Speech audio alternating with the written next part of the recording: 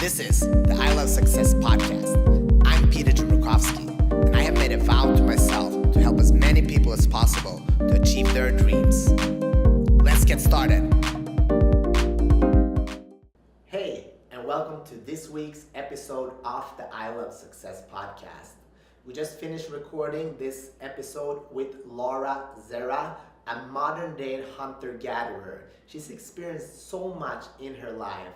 She was on the Naked and Afraid show 3 times, going to the jungle, to the Amazon, and just surviving there. She's done so many expeditions and adventures. She's a public speaker, an author, and just an incredible human being. So if you want to feel more alive, check this out. Here we go.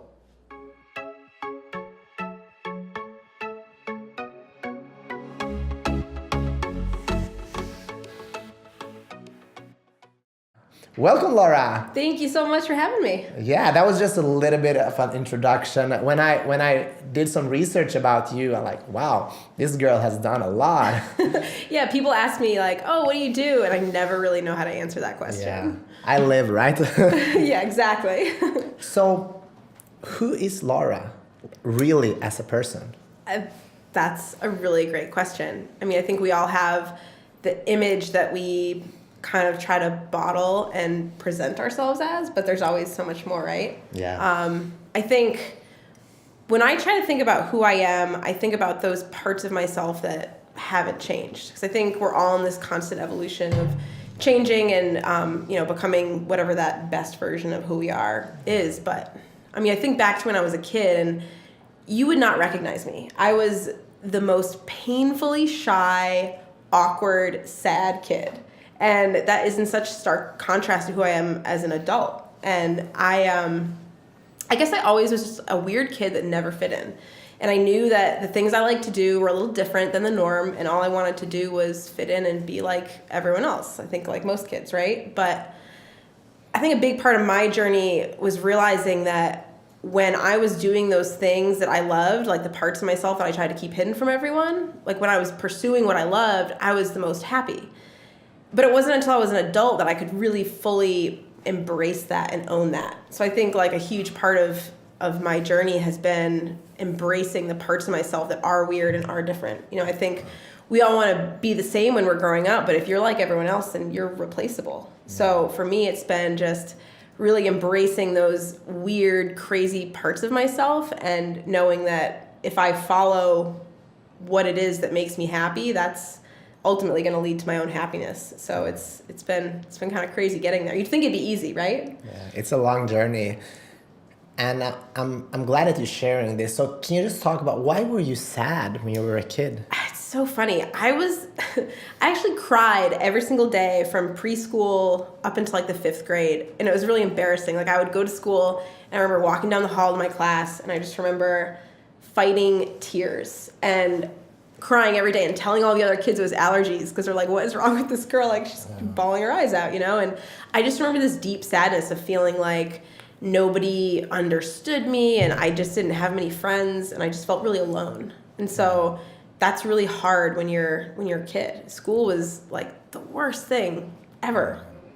It's crazy. Like school, a lot of times it could be a great place if you are the cool kid. Yeah. But if you're not, I know for myself, I lost all my friends in 7th grade because everybody started drinking, smoking, and I didn't fit in that picture. So I had no friends. And when you go to school and have no friends, it's not that fun. No, it's the worst. You just feel like you're going to be alone forever in the world. Yeah. And it's just this feeling of isolation, which I feel like is kind of hits on this primal fear that we have of being alone, right? Like we're kind of these pack animals. We exist well in packs. And so when you're ostracized and you're outside of the pack, it's almost like it feels like life or death. You know, even though you can look back at it and be like, oh, whatever. Yeah. But in that moment, you really feel like it's the worst thing ever.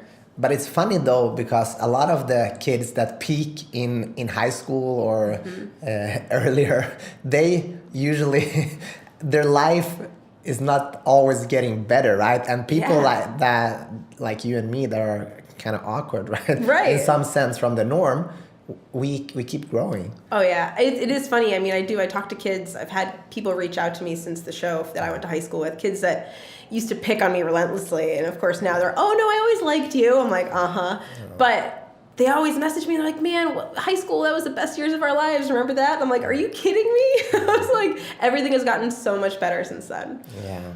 So why did you think people picked on you in school? Well, that's a really good question too. I mean, I think that I just wasn't the cool kid. I always tried to fit in, but I never really succeeded. Like I always would try to mimic what I saw other kids doing, but I was clearly different and I just couldn't own it. I couldn't be comfortable in my own skin, which created this awkwardness in myself, which must have been awkward and uncomfortable for other kids too, I think. I think kids are really perceptive and they can pick up on that discomfort and like when you're not authentic. And I definitely was not being authentic. I wasn't owning who I was at all. And so I think I was just a really easy target for people to pick on. Plus I was already really vulnerable. I was already really sad. And so kids can also pick up on that weakness, you know? So it was like I was the weakest one in the herd, you know? It was like I was singled out for that, I think. But I don't blame anyone. I'm not like resentful, but yeah, I definitely was weird. It's hard, you know, when people do that. And it is a tough environment, right, to live in a school if you're not the cool kid, because it's almost like, in a sense, the jungle, right? Where you have been the fittest, survival of the fittest, in a sense. Or what do you think about that? Yeah, I do. And I feel like it was also almost like this torture or imprisonment. You know, I knew it was going to be awful, but I didn't have any choice on going or not. So, I mean, my parents felt awful that I was so miserable, but they couldn't really do anything to help. And yeah, it did. It felt like, you know, I was surviving every day. But I think it also taught me to be independent, and it gave me this strength where it was sink or swim. You know, I mean, either I could go and it could break me, or I could learn how to find happiness with myself. I didn't rely on other people for my happiness necessarily. You know, I had to create my own. And I think that was a really important lesson growing up. And I think that the strength I have now to go off and do stuff it was born then. Yeah. I can relate to that because I didn't have a lot of friends, and during that time I was quite lonely as well. And I remember sometimes in the weekends people had all these plans and I didn't have any plans at all except for like working out. I did karate, and karate was my savior, my place where I could really dig into something. And that I think I would never have become that good if I would have been the cool kid. Right. So in a sense, right now, it's really good looking back. But in that moment, it was like, shit, what's going on? Right. It was hard. Yeah. I mean, I think I can say the same thing. My sanctuary was being out in the wild, being out in the woods. You know, I grew up in suburbia. I didn't grow up in a very rural area. I didn't grow up in a family that was super outdoorsy or anything. But for me, that was my sanctuary. That's where I could go. I could be 100% myself, and no one was going to judge me. I didn't have to worry about trying to pretend I was something I wasn't. I could just go there and be myself, and I experienced these moments of, you know, really intense joy and challenge and peace that I couldn't experience anywhere else. Yeah. So how come you are so interested in like the outdoors? I really don't know. I think it was just something that when I was really young, I mean, I went on some hikes with my family. My dad used to take us out there, and, you know, I think there's a part of all of us as kids that's naturally drawn to the outside world. You know, we all want to build forts out of sticks. We all want to go play in the creek and make a dam. And for me, I really embraced that. And I started going out there probably because it was this sanctuary for me, but I started having these incredible experiences, you know, stocking up on deer. And you know, I used to sleep in coyote dens when I was a kid and go out there and see how close I could get to animals. And it was this challenge. And the more time I spent doing it, the more rewards I found. And so it was just, you know, I didn't play sports growing up. I didn't have a lot of activities I was involved in. So that kind of became my focus for what I was doing. Yeah. But how do you go from being vegan to a hunter-gatherer? Oh, it's yeah. Like, that's kind of a crazy shift, right? Yeah, that was another really interesting part of my life because I really, you know, I loved animals. I spent a lot of time around them as a kid. And I actually loved eating meat so much that I had to do like a paper, and it was a research paper on eating meat, or it could have been on anything, but I loved eating meat so much I wanted to do it on meat, which is kind of weird when I think about it now. But I had to find primary sources, and I found out what happens in the factory farming system. And not only did I not want to, put this stuff in my body with all the chemicals and processing that it was going through, but I was just horrified at the way animals were treated, because all these animals I went out and saw were kind of, they were living these free wild lives. And I thought about, oh man, we're raising animals just to slaughter them and eat them. Like, it doesn't really sit well with me. So that was where my veganism came from. But, I think through a long process of really looking at myself and my impact in the world, what I realized was, if I can eat local food, that aligns the most with my morals. Like, I felt the best about doing that. I actually started off eating roadkill. So I would see dead animals on the side of the road, and it's like they would just rot there. I'm like, well, I don't not eat meat because I don't think I shouldn't eat meat. I don't eat meat because I don't like where it comes from. But if this is going to waste, how can I make this senseless death, how can I make use of that? And so I started skinning animals and tanning hides and eating the meat. And then eventually I realized that hunting, I didn't want to always rely on finding a dead animal on the side of the road. So I started hunting, which is a whole nother journey. So how did you start hunting? So in college, my professor, Manuel Zerra, he actually grew up, his dad was an anthropologist, and so he grew up with the Bari people down in Venezuela.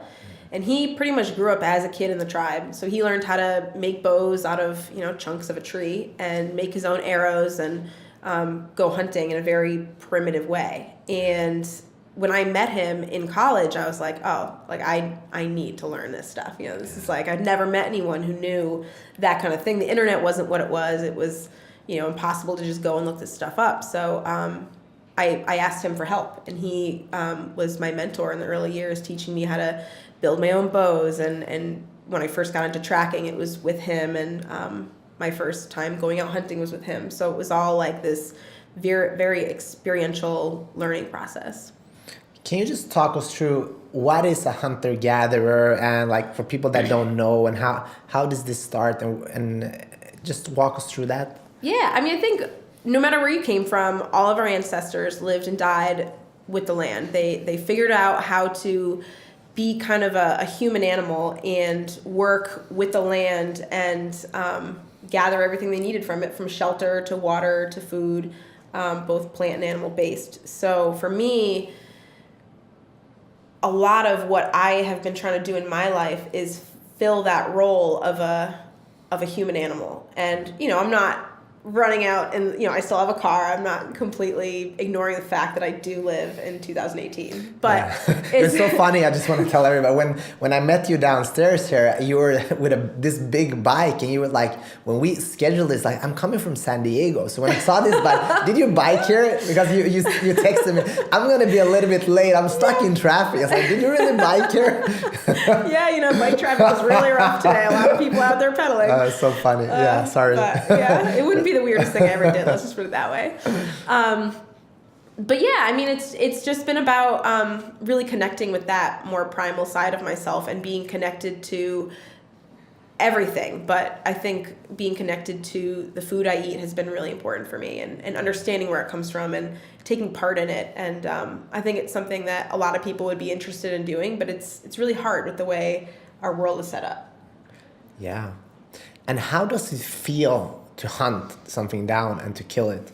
I think it is, I don't like killing things. I think people get this idea that, oh, you're a hunter, you must love death, and it's not that. For me, it's not about killing. It's about that, getting in touch with that, that part of yourself that is still in all of us, that is so primal. And I think people would be surprised at the level of reverence and humility that you get as a hunter. When you see something die, when you've killed something, you look it in the eyes as it's dying, and go through that experience and know that you caused that. It's not, wow, I'm such an awesome person. It's, oh my God, this is what it takes to keep me alive. This sacrifice is what it takes to keep me alive. And it inspires me to live my life in a better way, because I know that's, that animal gave its life so that I could keep mine going. Like, I better make it fucking worth it, because it's really, it's humbling, and it's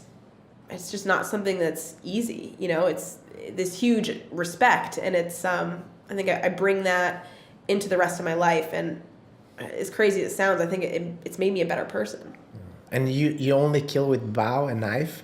No, like I started out doing archery and then bow hunting, and I've used rifles as well, and then also this thing called persistence hunting, which is, in my eyes, the ultimate fair chase hunt. When you actually run the animal down, you pit yourself against them. It's how humans first started hunting. Before we had bows and arrows, before we had atlatls or more sophisticated tools for hunting, people would literally run animals to the point of exhaustion. It's why we're built the way we're built, so that we can have this endurance to chase animals down in the long haul. So I learned that when I was in Australia, and it was something that, totally fit with the way I feel about trying to figure out what it really means to be a person. Are you afraid when you do this? Never. Never? Fear doesn't come into the equation. I think fear is something that is more when you're thinking too much about things, when you're overanalyzing something and you're thinking about the future. You're thinking, what could happen, what could go wrong, what problems could come up. But when I'm in that moment fully, I don't think about the what ifs. I think if you're in the future in a hunt, you're not in the right place. So being in that moment, and whenever I can stay in the present moment, I don't experience that fear. I think that's what it is with a lot of people today. They have problems being in the present moment. Mm-hmm. I know as a fighter, when I competed, you feel so alive. It's something primal, but you feel more alive than you ever done, because you have to be in the moment. If you're not, it's gonna hurt. And like in your scenario, it's even more primal, because if you're not doing it right, you're gonna get killed, right? Right. Do you think that's why we have a lot of misery in the world, because people are never in the actual moment? Oh, 100%. I think, our world is really designed right now for us to be super focused on one thing at a time, but to be doing it in like a really cerebral way. And I don't think there's, we've gotten to where we are because of our brains, but I think people really overthink everything. There's an exercise someone had me do once where you sit with a piece of paper and you write for 5 minutes. You set a timer for 5 minutes, and every single thought that comes into your head, you write that thought down, and you can't write fast enough. All the stupid stuff. And then when you're done, you have 5 pages, and you start reading it over, and you're like, man, this internal chatter goes on all the time, and I'm not even aware of it. And none of it's important. It's all just the dumbest stuff. But we're always doing that, and we never have a chance to just breathe and sit and be in the moment. We're always thinking, oh, what did I do yesterday? Oh, what am I doing tomorrow? It's never this, we never live, because we're never in that moment, and that's all that's real, right? So I definitely think it's the cause of a lot of misery for people. Yeah. One thing that I loved when I called you the first time is you said, I love life and I just want to share.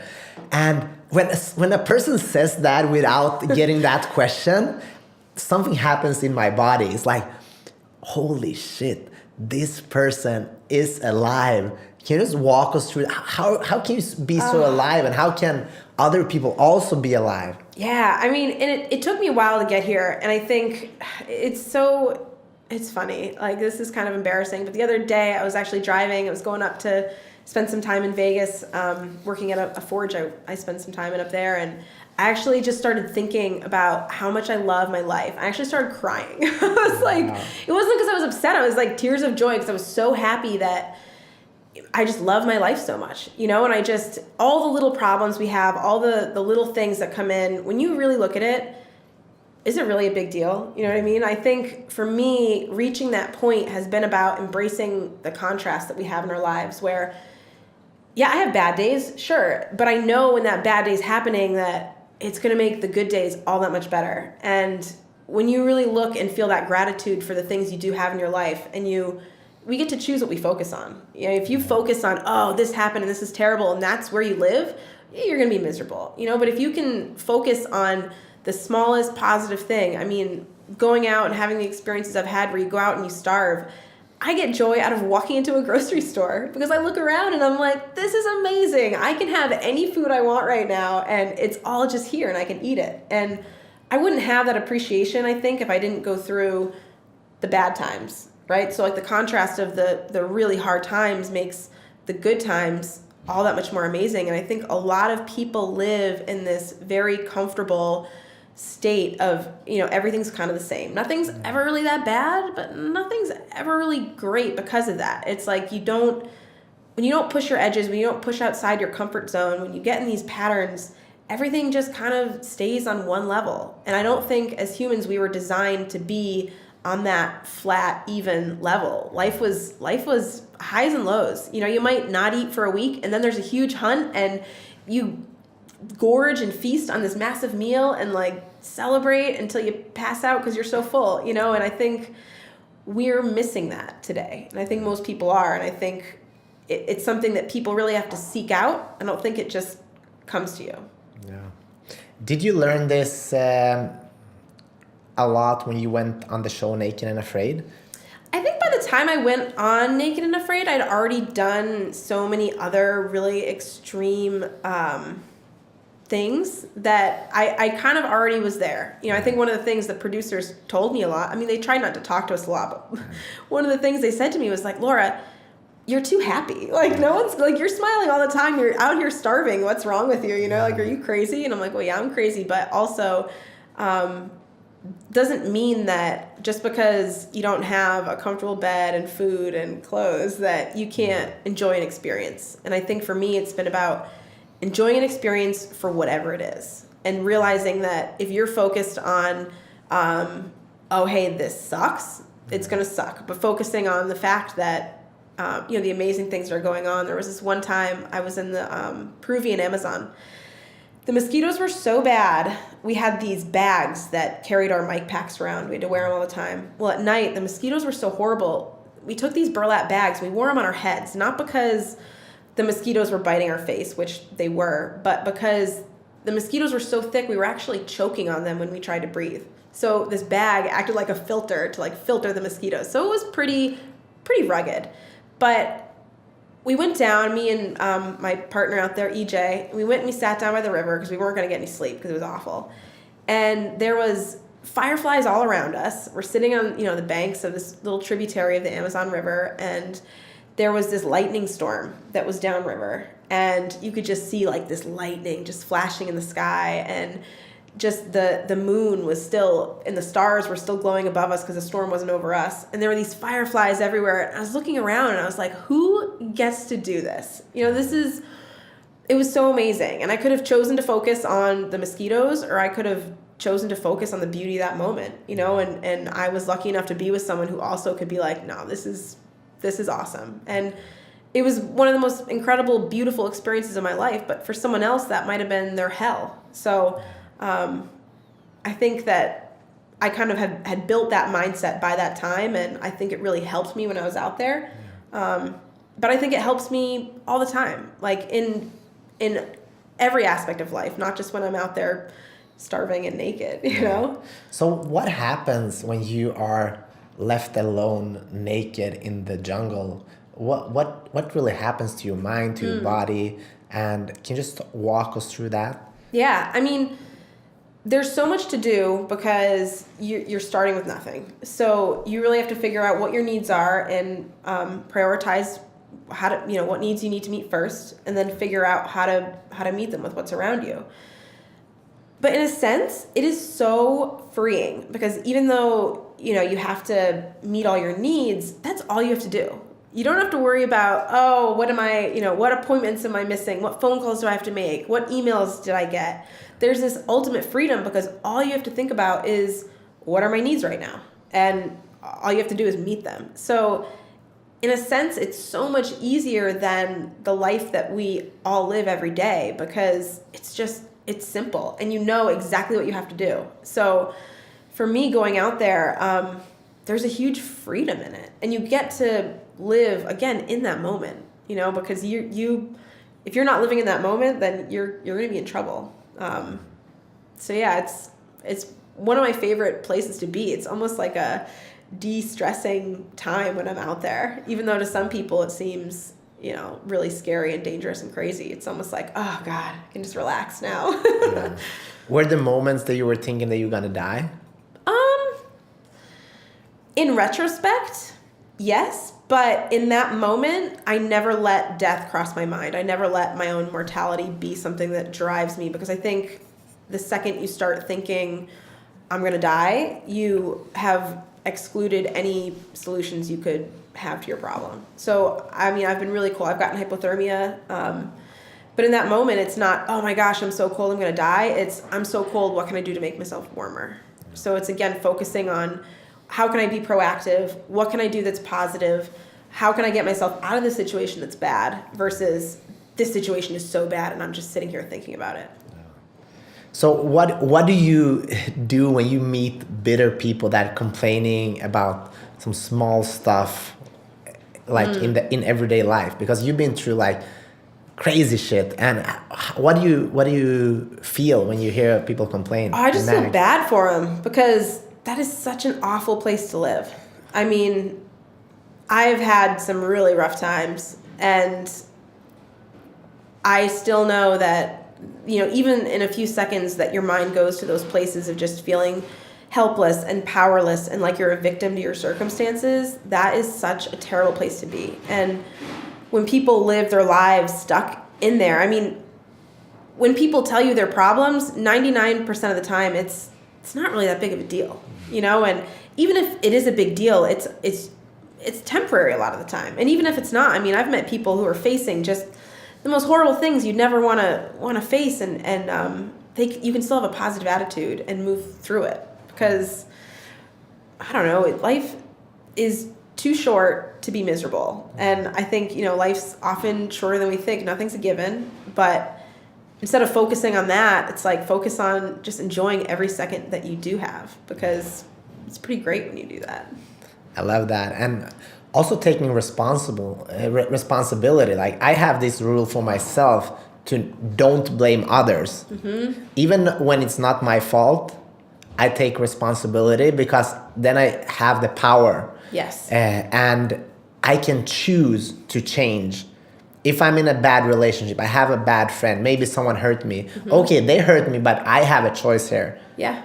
Do I want to stick with that, or do I want to change? Yep. What do you think about that? Are you good at taking responsibility as well? Oh, absolutely. I think you can't choose what happens in life. You don't get to choose all the things that could happen to you, whether it's someone who treats you a certain way, or just, whatever cards you're dealt, you don't get to choose what they are, but you can control your reaction to that. So that's our power. We get to choose how we respond and how we react and how we let it affect us. So whenever anything bad happens, or whenever, something, of course, we've all had people that have treated us not like we want to be treated. But it's like, I just really look at that and I'm like, wow, like it must suck to be them, because they have to live with themselves. I have to go to bed at night and go to sleep with who I am and what I've done. And even if no one else knows what that is, I do. And so I sleep really well at night. I know that I'm doing the best I can. I'm treating people in the best way that I can. And however other people act, that's on them. That has nothing to do with me. And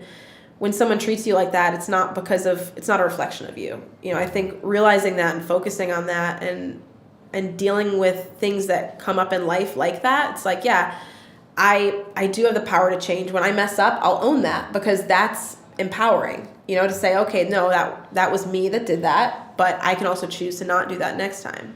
Do you have an example of sometimes in your life when this has happened and how you owned up to that and how that changed you?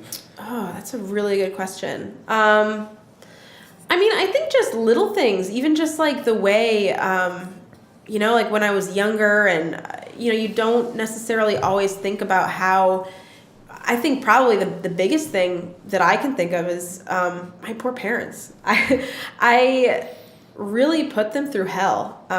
When I was younger, I was going to college, and I ended up leaving college and going and traveling, and I wanted to learn these skills. But the way I learned them was through doing them. And the way I did that was putting myself in really dumb situations and having no other option than to figure out how to get out. So I was hitchhiking, I was hopping freight trains, I got a one-way ticket to Mexico and survived there with no money. Now, I wasn't calling my parents. I wasn't keeping in touch with them. I wasn't checking in with anyone. So for months at a time, I would be leaving them hanging. And it wasn't until I was older and I realized, I didn't intentionally do it, but that must have been horrible for them, And I think being able to own that and be like, wow, that really, as a person, even though I was only thinking about being responsible for myself and my safety, you're still in a way responsible for the people that care about you. You know what I mean? So I think I carried guilt for that for a long time, and I try to be better now. I'm not doing quite as crazy stuff as I did back then, but almost like a real Into the Wild kind of girl. Oh yeah, just a happier ending. Yeah, that's crazy. In a sense, I love it because you did this journey, and correct me if I'm wrong, was that a self-discovery journey as well? Mm-hmm. Oh yeah, for sure. I mean, I think when I look at the core of who I am, I'm still that same little girl. But it took me a really long time to realize I used to think I wanted to be this hermit that just lived off in the woods by herself, because I was like, I don't get along with anyone anyway. I'm just going to go and live off by myself in the woods. And I started traveling, and one of the biggest things I started doing was listening. So instead of talking and trying to be like, this is who I am and I'm owning it, I would shut up and I would go and I'd travel. I'd be hitchhiking and I'd get in someone's car and I would just listen to their story. And the beautiful part about it is when you're hitchhiking, someone picks you up and you have this very specific amount of time you're going to be with them, and then you're probably never going to see them again. And they would just be like, this street kid, just needs a ride. So they would have no filter. They wouldn't have anything to prove. They didn't have to be the person they always were. So I would hear people's stories, and it was not always pretty. Some of the stuff that people would tell me about, cheating on their husbands or wives, or just the things they've done, or, things they've regretted, and ways they've cheated in life, and how they felt terrible about certain things. And I would just sit there and I would listen, and I'd hear the way that different people would think and react to certain situations. And it made me reflect more on myself and, well, why do I believe this? I've always believed this, but this person is completely different than me and they think this way. And I think really through listening and questioning myself through that, I really, and then going out and having experiences where I was pushing myself to the limit, I really found out what I was made of, and I really, learned who I was. Yeah. And I think, it was all part of that. I think about the first podcast I did with an Olympian and a world record holder called Sky. And he said almost everybody who has a goal, who does something crazy, just like you, they're either running away from something or they're chasing something. Mm-hmm. Who are you, or who are you? I think both. I mean, I think I was running away from the sadness I had as a kid, but I think I was also running towards freedom. I think for me, it was about finding freedom, because I felt like my whole childhood, I was so trapped. I couldn't do anything that I wanted to do because I was just, so controlled by school and just the place I was in. And I just always felt like I could never be myself and I could never do what I wanted. And so the minute that I tasted that freedom, it was, I started to realize who I was. I started to realize what I wanted, and I wanted to just chase that. And I realized that I could be happy. I wasn't always going to be this sad kid, and the only thing that was going to stop me from finding that happiness was myself. And so I think I've been chasing that ever since. Wonderful. And how are you with other people in relationships? Do you easily open up, or do you have a hard time letting people in?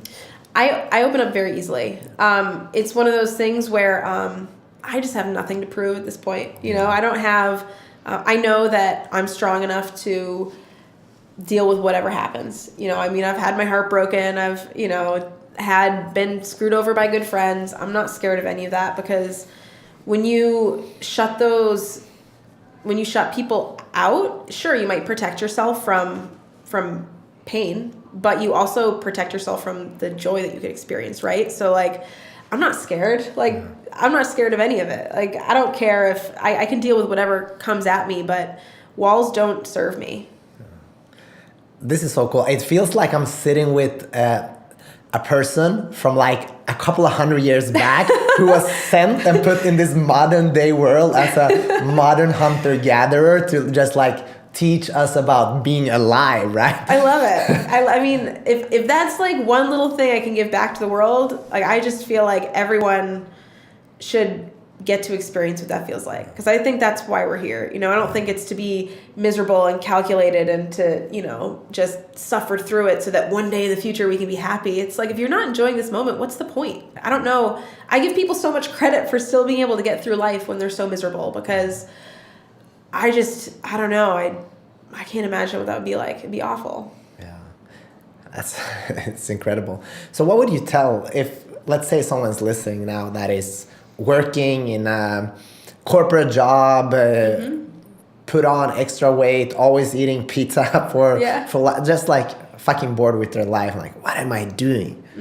What would you tell them? How can they become like you? I mean, I think, first of all, I think a lot of people lose touch with who they really are and what they really want.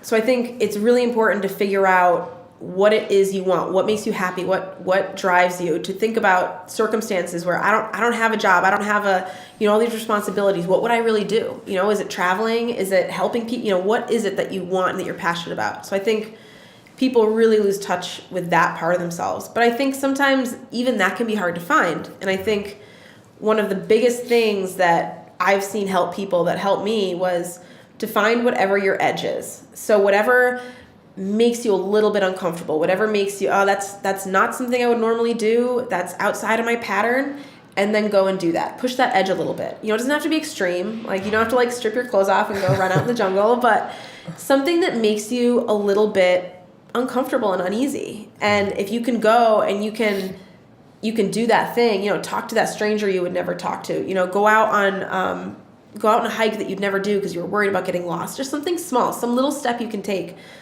You know, for me, I was terrified of mountain biking for a long time. I didn't grow up riding a bike. Going mountain biking, I went for the first time last month, and it was like, I felt that edge. I felt that discomfort come up, and I was like, yep, here it is. Like, you got to push through that. And that's when you start learning more about who you are, what you're made of, what you're capable of. You do it, you realize you didn't die, and then you say, okay, all right, that was actually a good experience, you know, and then you do it again. And you find ways to just keep pushing on those edges that you have, and you keep learning about yourself, and you find out what drives you. You start feeling more alive. You start realizing your passions. So I think if people did that more, they'd notice big changes.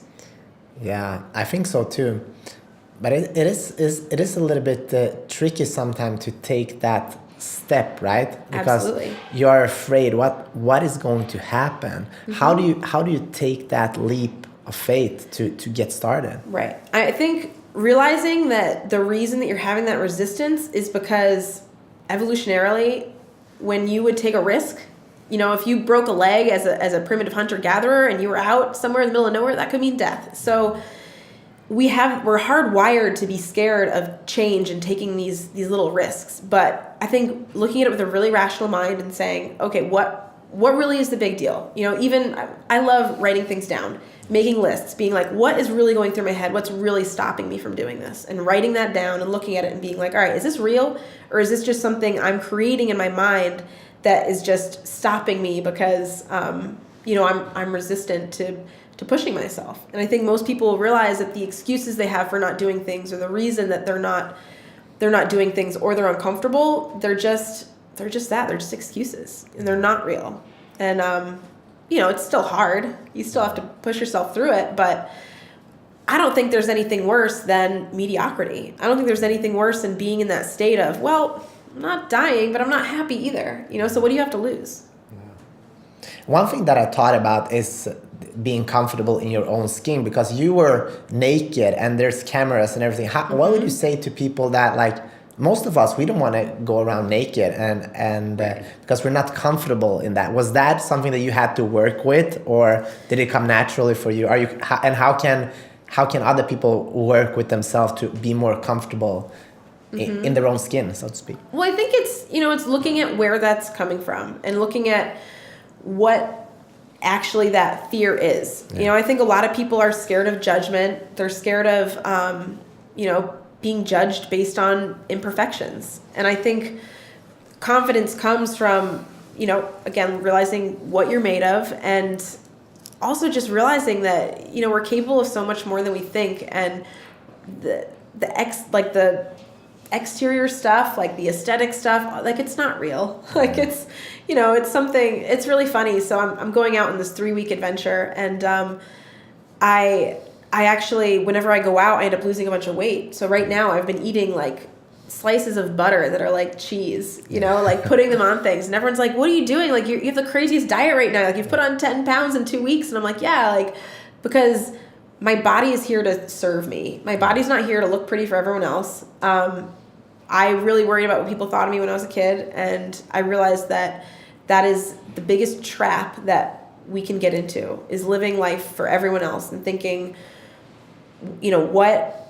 what is everyone else thinking about me? And then you're miserable. And at the end of the day, no one else really even cares. It's like, it's just not even that big of a deal, but it's just like this trap that we put ourselves in that, it's not important. And all that stuff is just, it's just doing it and getting comfortable with being uncomfortable, I think. Yeah. What person, book, or movie have the greatest impact on your life, or is it mostly yourself? It's funny. I really haven't watched a lot of movies. I used to read a lot as a kid, but I think I read a lot of like adventure books when I was little. I used to read a lot of like Gary Paulson, like Hatchet books, like going out and surviving in the wild. But for the most part, it's been really about me and my journey. And I wish there was like some book. Maybe I'll just have to write it. Yeah.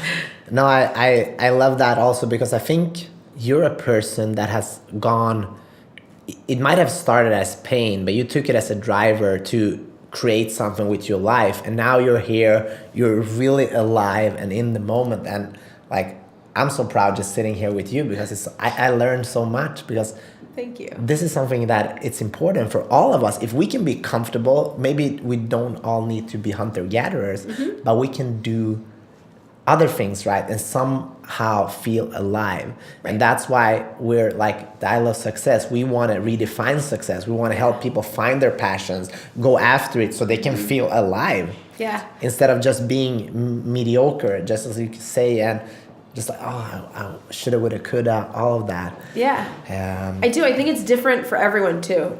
People are always like, well, why don't you go out and teach more? Why don't you teach the skills you've learned? And I'm like, well, because everybody's different, and sure, there are some people who will want to do the stuff I do, but that's not going to make everyone happy, and I don't think that the way our world is today, everyone should be doing that either. It's about finding what makes you feel alive, and it's about finding what makes you passionate, and about pursuing that in 110%. Because if you're not giving 110%, like, why are you even trying? And it's just about, if you're not passionate about something, why do you keep going down that road? Find something that makes you feel alive, and go and work towards that, because then it doesn't feel like you're working towards anything. But how do you quit? Because sometimes it's like, shit, I can't quit now. Yeah. Because I have a house, I have this. Right. How do you quit that? Right. And I think that it's about finding ways to pursue and experience that do fit into your life. Whatever your restrictions are. Okay, maybe you work a 9-to-5 job and you need to work that job right now because you're supporting your family, whatever the reason is. That is a legitimate reason. You still have the rest of the day. You still have like so much time, and it's how you choose to use every minute that you do have. So we all have a certain amount of hours in every day. We all have the same amount, right? And choosing how you can take steps in that time that you do have that's pursuing that passion or that's making you happy. And so instead of going home and flipping through social media for 2 hours and then watching TV, take those 2 hours and say, all right, 2 hours a day. Everyone can find 1 hour a day. Everyone can find 1 hour a day where they can be doing stuff that's pushing their edges, pursuing their dreams, making a plan to further what they're doing. So it's about using what you do have and not focusing on well, I can't do it because I can't quit my job and leave and spend all day every day doing this. It's like, no, what I do have is this 1 hour a day. How am I going to use that time? I'm thinking about a clip I saw online. Will Smith said this. He was going to a movie premiere or something, and someone is yelling, Will, hey, I want to be an actor just like you. And he's like, I get so pissed when I hear people like that, because 99% they don't want that. Yeah. They're not willing to sacrifice their life or to go out and do something after their job, or being disciplined, eating a specific diet, learning something new.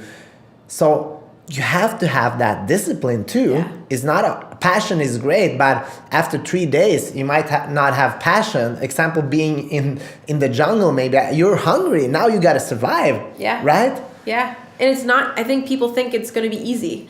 And it's not easy. Even if it's something that is making you happy and that you're passionate about, you still have to put the work in. Yeah. You know, it's still about time. And, you know, people look at my life now and they're like, oh, you know, you're traveling all over the place, you're doing that. And it's like, well, yeah, but there's still sacrifices that I'm making all the time. And there's things that I'm giving up and choices that I'm making that, you know, are going into maintaining what I'm doing. And it's not like things have just been handed to me because I wanted this thing. It's like when you want something, yeah, it's the 99% of the behind the scenes stuff that people don't see that makes all the difference. Yeah. So, do you believe mornings are important? Yes. When do you wake up and what do you do? I wake up early. I like to wake up for the sun because I love sunrise. That's like my favorite thing. But yeah, I think mornings are I think mornings set the tone for the rest of your day, and I think that how you structure your morning really creates, you know, the tone for everything else. And what do you do in the morning? I was just talking about this. The first thing I actually do every day when I wake up is I ask myself, where am I? Because I'm usually not in the same spot twice. So I have to wake up and be like, wait, where am I? And then once I figure that out, I try to like organize my life. Like if I'm in a bed, I'll make my bed. If I'm sleeping in the back of my truck, I'll put my sleeping bag away. I'll get all my stuff kind of in order, because even though I'm living out of a backpack most of the time, if I don't know where the few possessions I have are, I feel like my mind follows my external space. So if that's chaotic, then my mind's chaotic too. So everything has to be kind of just in order. And then I look at this book I have, and I really try to live life in the moment. And I was very scared of having plans for a long time.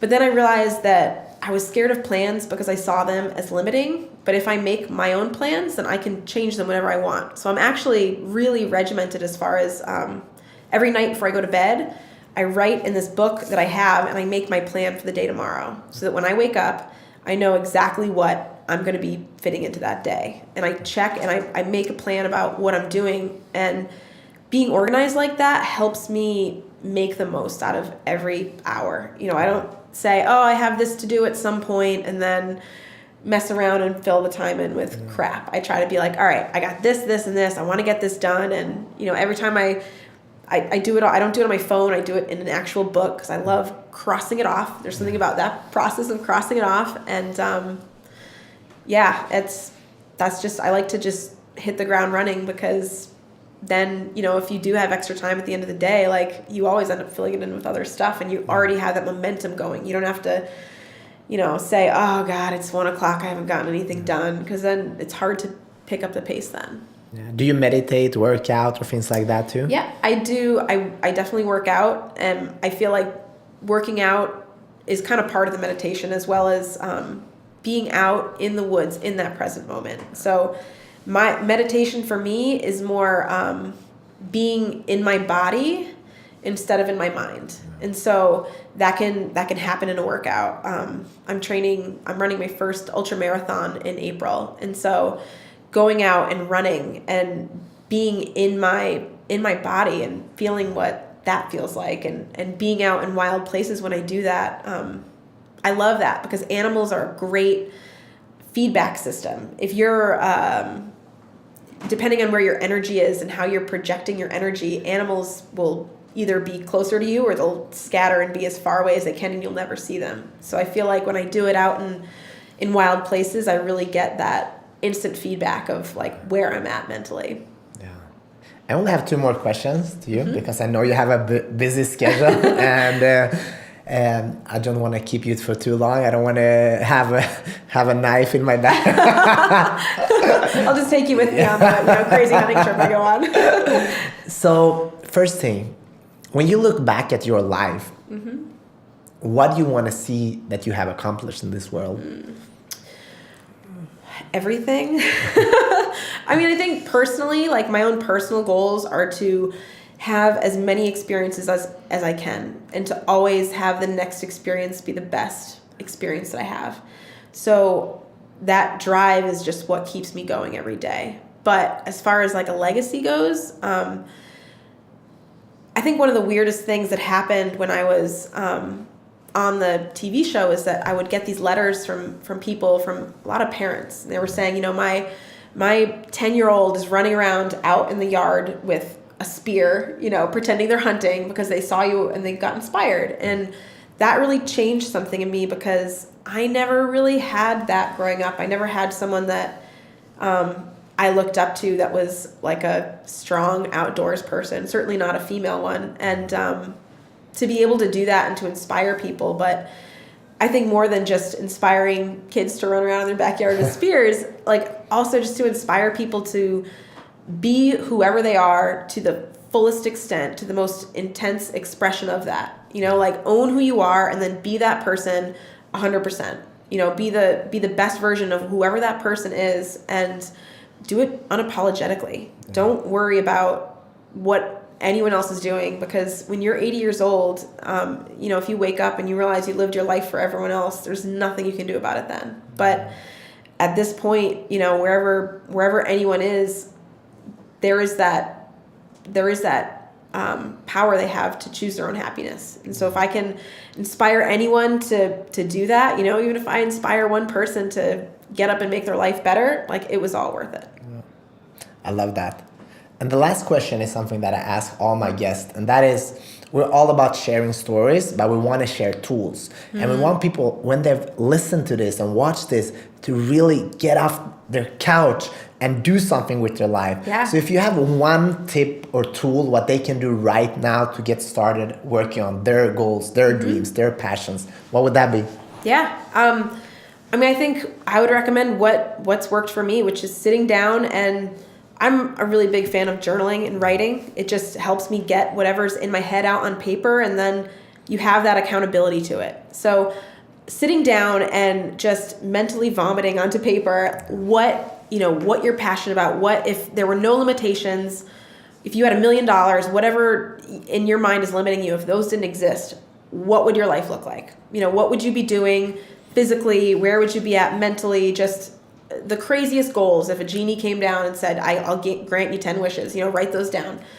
And then coming up with little things you can do every day to get there. You know, just, again, the fact that we only have so much time can be a limiting factor, but it can also be empowering because you do have that time. And so finding those concrete things, starting now, you know, don't say, okay, I'll try that next week. Like sitting down right now, as soon as the podcast's over, like getting out your pen and your paper and writing that down and writing down just 10 things you can do to little steps, things that you can accomplish this week that'll help get you just that much closer. And I think if you get in this habit of focusing on where you're going, you know, there's a quote, it's like, you know, if you don't know what port to which you're headed, no wind is favorable, right? So like if you don't know what your goal is, you're not going to be able to ever get there. So really figuring out what it is you want, and the rest comes. That's great. I think you almost read my book, the Goal Book. That's awesome. But you have the great tools, and I'll actually give you one. Laura, thank you.